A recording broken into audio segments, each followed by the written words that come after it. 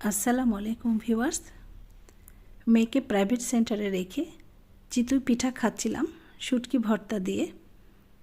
হঠাৎ মনে হলো কিছুটা পিঠা কিনে নিয়ে গেলে ভালো হতো, দুধে ভিজিয়ে দুধ পিঠা খাওয়া যেত। যেই না ভাবা সেই কাজ, কিনে নিলাম কয়েকটা চিতই পিঠা। বাসায় এসে গুড়টাকে গলিয়ে একটা শিরা তৈরি করে নিলাম। 1 লিটার দুধ জাল দিয়ে ঘন করে নিলাম, দিয়ে দিলাম এলাচ আর 2টো দারচিনি।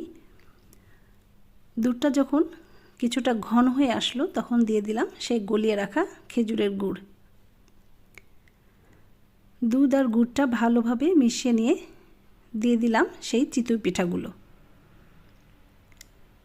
চিতই পিঠাগুলো দুধে দেওয়ার পরে ঢাকনা দিয়ে ঢেকে 2 ঘন্টা রেখে দিয়েছিলাম। সারা রাত রাখতে পারলে আরও ভালো হতো। তো আমি 2 ঘন্টা পরে